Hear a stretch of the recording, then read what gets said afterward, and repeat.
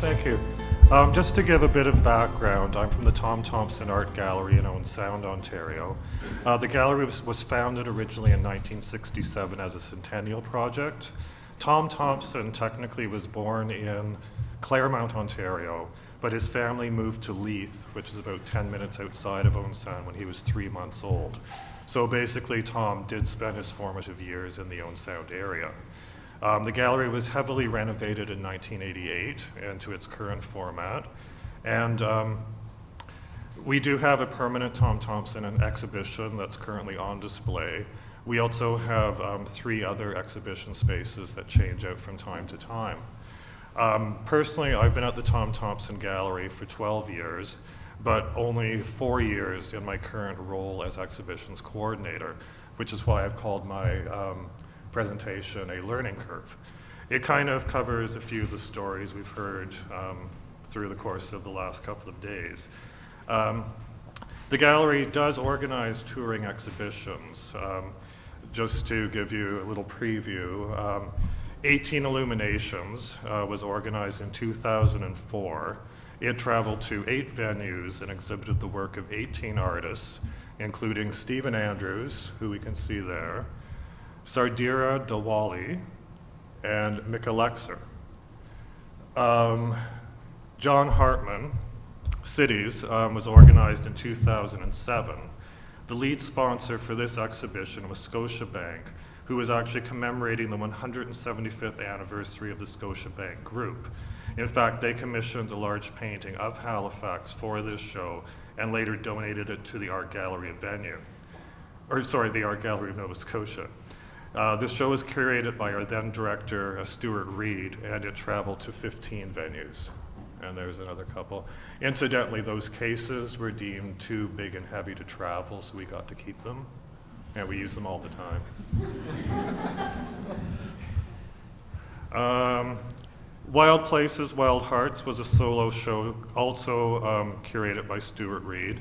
It was worked by a local artist, Alan Smatillo. The show that I became most involved with, beginning with my position, was the George McLean The Living Landscape exhibition. This was well into production by the time I assumed the role of exhibitions coordinator in 2010. The exhibition had been initiated by Stuart Reed, but completed by Virginia Eichhorn, who is our current director.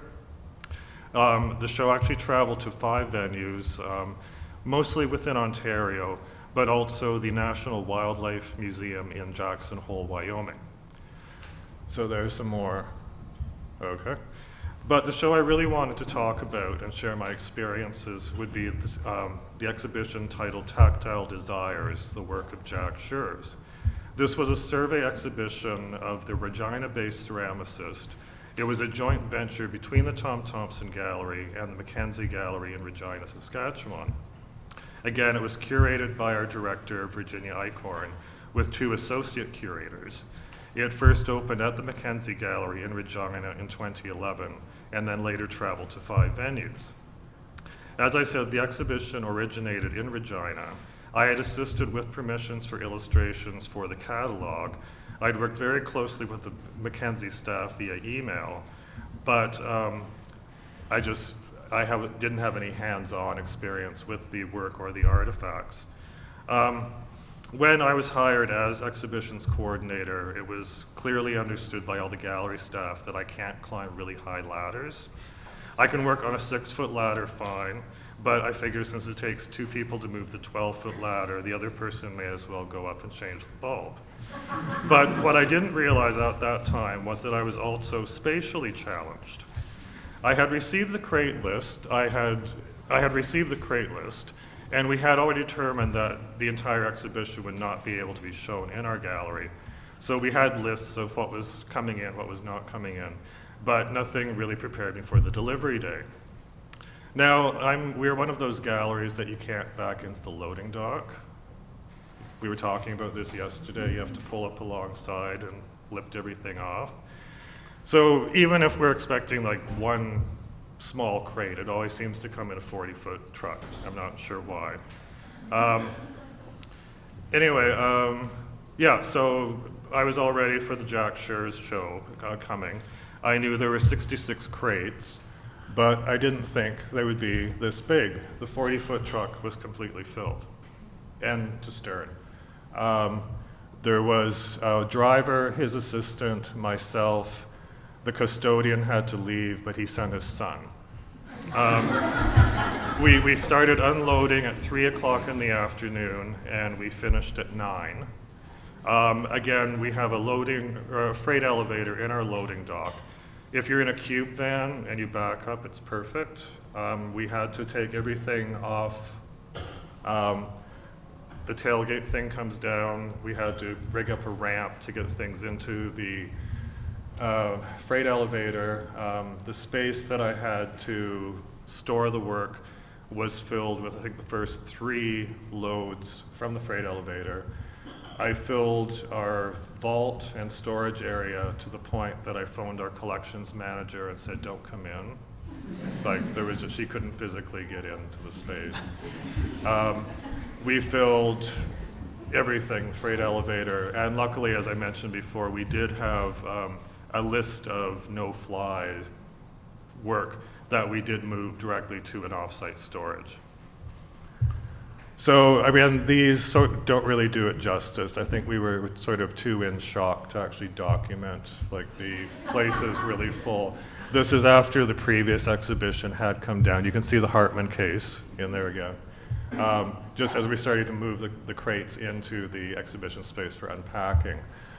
We did have, there we are looking very perplexed at some of the large works. We did have 2 preparators come from Regina to assist with the uncrating and the condition reporting because it was the first venue. Also, Regina has amazing facilities. They have a loading dock or a freight elevator you can actually drive a 40-foot truck into, apparently. So the loading up was very straightforward compared to our unloading. And it just kept sort of building the more we unpacked. But we did actually manage to pull it off after a week of very hard work and install.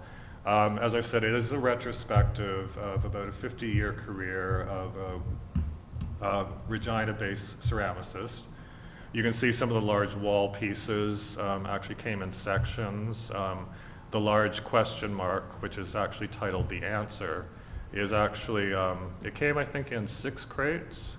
The large triangular piece, it took, I think, 8 of us to lift that up. But as I say, the show did turn out well. Jack was able to attend for the opening, gave an artist talk. There's a large craft community in Owen Sound, and actually several prominent potters had attended school. Jack taught for a brief period at Sheridan in Toronto, so it was very nice that way. Again, another installation shot. It's hard to read the scale of the pieces, but some of these large, like this large urn in the front, was actually in one piece. There was a few pieces that did kind of get assembled, but it was very nerve-wracking to have to pack and unpack. And again, you can see the Hartman case at the top left there. And then moving day. The show finally closed. I managed to get some more staff to help out. The 2 drivers who arrived came in. We'd had a preparator from Regina come to again help us pack the work. It was Doors Open Ontario that weekend. We normally start to deinstall our exhibition Sunday at 5, so we're clear for a Monday morning. But because it was Doors Open, we thought the public would be really fascinated to watch us pack a show up. So that was our advertised, promoted event. So we did have the show ready to go when the truck came. The 2 drivers walked through the exhibition space, assessing the crates, and said, no, it's not gonna fit. And my response was, it came on a 40-foot truck. Like, just start, like I've got an artist coming at 2 o'clock, just start getting this out of here. So anyway, we started loading the truck around 11, and that was about 2 o'clock, 2:30 in the afternoon. And I've just learned, this is my learning curve, I have to I have to look at the tape measure now. I can't just try to visualize.